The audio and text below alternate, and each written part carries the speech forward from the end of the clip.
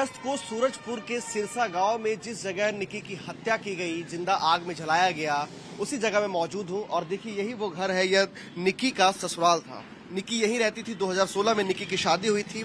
यहाँ निकी अपने पूरे परिवार के साथ रहती थी। और जिस तरीके से बीते कुछ महीने से लगातार निकी को टॉर्चर किया जा रहा था, मारा पीटा जा रहा था, कि उस मारे पीटी का जो अंत है वह 21 अगस्त को उसे जलाकर मारने के बाद खत्म हुआ। फिलहाल पूरा परिवार वो फरार है। घर के बाहर ताले लगे हुए हैं और ये गली पूरी तरीके से सुनसान है। यहाँ निकी और कंचन, जो दोनों सगी बहनें हैं, वो यहाँ रहती थी। दोनों का ससुराल यही था।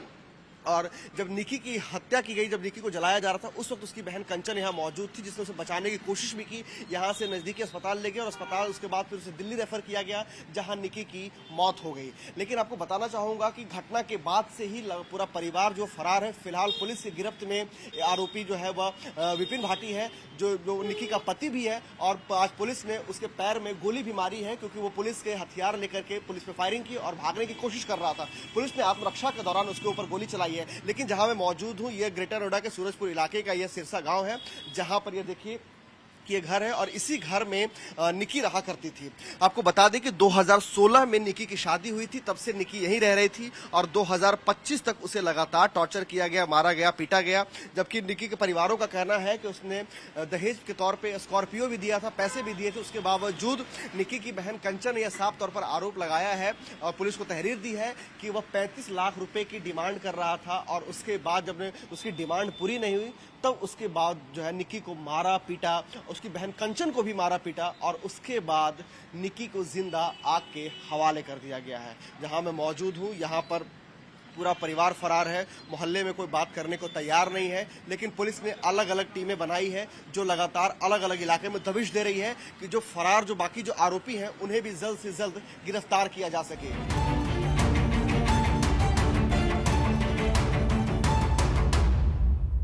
तमाम लोग जो है वो यहाँ पर आए हुए हैं परिवार से मिलने के लिए, उनका ढांढस बनाने के लिए। लेकिन जिस तरीके से ये घटना हुई है वो बेहद शर्मनाक है, डराने वाली है और चौंकाने वाली है। तमाम लोग ही हम बात करेंगे। जो घटना हुई है, हाफ इनकाउंटर भी हुआ है, आप लोग संतुष्ट हैं पुलिस की कार्रवाई से और क्या चाहते हैं? बिल्कुल संतुष्ट नहीं है इससे।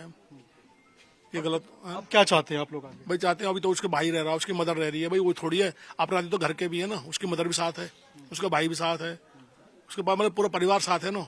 चलो एक लड़का पकड़ गया, पेश हो गया, उससे कोई संतुष्ट थोड़ी है। तो उसकी मदर सब पूरा परिवार साथ है ना। सजा मिले पूरे परिवार को, मिले एक आदमी को नहीं। पूरे परिवार की सजा की बात कर रहे हैं, आप लोग क्या सोचते हैं? मेरा मानना यह है, इसमें प्रशासन को जो है, पूरे परिवार जो दोषी है उसका, और सबसे मुख्य कारण यह है कि उसकी माँ उस समय मौके पर मौजूद थी। उसकी माँ को भी बुलाकर प्रशासन को उस पर कार्रवाई करनी चाहिए, परिवार के साथ कार्रवाई होनी चाहिए। जब तक उस पर कार्रवाई नहीं होगी, ऐसे लोगों का हौसला और बढ़ता रहेगा। ऐसे ही निर्दोष बहन बेटियों का जो है इस तरह से हत्या होती रहेगी। इस पर रोक लगाने के लिए कठोर से कठोर कार्रवाई इनके ऊपर होनी चाहिए। कठोर से कठोर कार्रवाई होनी चाहिए। ये परिवार के, गांव के आसपास के जो लोग मिलने आए हैं, ये वो सारी बातें कह रहे हैं। क्या सोचते हैं आप लोग? हाफ इनकाउंटर किया गया, पैर में गोली लगी है, वो कह रहा है कि उसने कुछ नहीं किया, अपने आप जल गया। ऐसे आप बताइए, एक अपराध भी किया, ऊपर से इस तरीके से बातें भी कर रहा है। देखो, कोई भी अपराधी होता है वो तो ये बोलता कि मैं तो बेगुनाह हूँ। लेकिन हम जो इंसाफ चाहते हैं कि सारे लोगों पे कार्रवाई होनी चाहिए और एक जो कानूनी कार्रवाई तरीके से, जिसमें ना कोई भेदभाव हो, वो होना चाहिए। बस मांग करेंगे आप लोग कि बाकी जो परिवार के बच्चे लोग हैं उन पे भी कार्रवाई हो। हाँ, सारे सबूतों के साथ उनके ऊपर कार्रवाई होनी चाहिए। जिनके भी वीडियो वगैरह सारी उस पर डली हुई है सोशल मीडिया पे, उसको देखते हुए सारी कार्रवाई उन पे होनी चाहिए। देखिए, मांग कर रहे कार्रवाई होनी चाहिए और ये वाजिब बात है, क्योंकि आप देखिए, जब वो वीडियो पूरा बनाया गया था, उस वक्त परिवार के अंदर जो सास थी निकी की, वो मौजूद थी, उसका जेठ मौजूद था, इसके अलावा ससुर की बात की जा रही है। तो तमाम जो लोग मौजूद थे उन पे भी कार्रवाई होनी चाहिए। क्या सोचते हैं आप लोग? अब हाफ इनकाउंटर हुआ है और क्या क्या कार्रवाई होनी चाहिए इसके ऊपर? ये जो घटना है, ये एक तरह से जघन्य अपराध है, जिसको कि पूरे परिवार मिलकर के एक लड़की को जो इस तरह से हत्या कर दी गई है। क्या समाज में बिल्कुल शर्म नहीं रही? बिल्कुल बहुत ही पीड़ा है। जो बेटी हमारी, जो दूसरी बेटी है बड़ी, जो उसकी मदद कर रही है, उसे बचाने की कोशिश कर रही है, उसको भी थप्पड़ वप्पड़ मारे हैं, उसके साथ भी मारपीट करी है, उससे फोन छीना गया कि कभी कोई ये वीडियो वगैरह बना ले। और ये जो समाज है, हमारा जो समाज है, हमारा क्या पूरी 36 बिरादरी का जो समाज है, इतना पीड़ित है।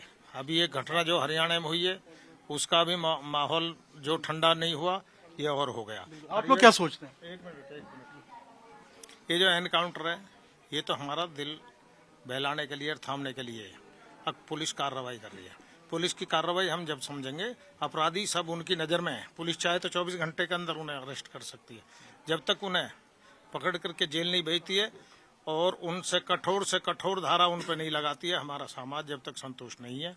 अगर जो उन्हें सजा मिलेगी और हमारी हमदर्दी प्रशासन करेगा तो हमें लगेगा कि हमारी हमदर्दी है, यानी हमें लग रहा है कि हमारे साथ बहुत बड़ा अन्याय हो रहा है। निकी के पिता हमारे साथ हैं। सर, क्या हुआ था, कब पता चला था आपको पूरे वाकये के बारे में?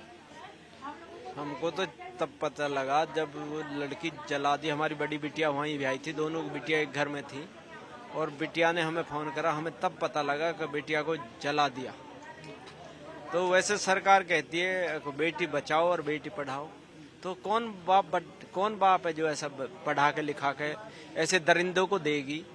तो कौन बाप पढ़ाएगा ऐसे बेटी को? वैसे सरकार, मोदी सरकार कहती है कि बेटी बचाओ बेटी पढ़ाओ, कौन बचाएगा, कौन पढ़ाएगा? फिर तो पहले ही मार देना, पेड़ लगाने से पहले उसका गड्ढा ही ऐसा गड्ढा खोदो जो वहीं सूख जाए। फिर क्यों बड़ा करेगा, क्यों छाए के नीचे बैठेगा? क्या कहेंगे? अभी एक गिरफ्तारी हुई है विपिन की, परिवार वाले अभी भी फरार हैं उसके। हाँ, विपिन की गिरफ्तारी हुई है। पुलिस ने, प्रशासन ने आश्वासन दिया कि हम 1-2 दिनों में अरेस्ट करेंगे। पहले भी कुछ इस तरीके से घटना हुई थी, आपको मालूम था कि पिटाई हो रही है निक्की की, या इस तरीके से आपसी मतभेद या कलेश चल रहा है? कलेश चल रहा था, हम लिया है बिटियान को। हमारे यहाँ होता है समाज का त्योहार। समाज आ गई, समाज ने हमको घेर लिया और समाज कहने लगी आज के बाद ऐसा नहीं होगा, तो हमने समाज के तौर पे भेज दी बिटिया।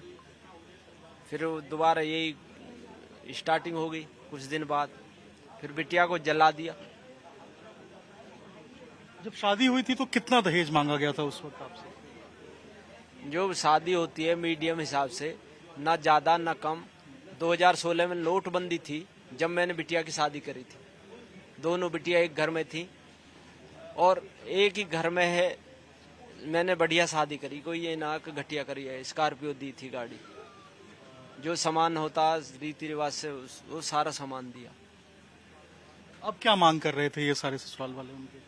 अब तो ये पैसे की डिमांड कर रहे हैं कि पैसे दो पैसे दो। कुछ मांग करेंगे आप सरकार से, प्रशासन से, उत्तर प्रदेश के मुख्यमंत्री? गुजारिश है, ऐसे दरिंदे को फांसी की सजा होनी चाहिए। सरकार से ये गुजारिश है, ऐसे दरिंदे को। जब सरकार ये कहती है कि बेटी बचाओ बेटी पढ़ाओ, कौन बचाएगा? फिर पेड़ क्यों लगाएगा? आदमी छाए का इंतजार क्यों करेगा? अब मुझे इस छाए में बैठना। पेड़ जो लगाता है वो नहीं लगाता कि मैं इसकी छाए में बैठूं। मैंने बेटी जो पढ़ाई है DPS स्कूल में पढ़ाई है, गाजियाबाद जूस पिलवा के लाता था, बच्चे को अपने परवरिश दी है जो बाप देता। किसान आदमी हूं मैं, कोई मेरा वैसा काम था ना, खेती से ही पैसा कमा के शादी करिए।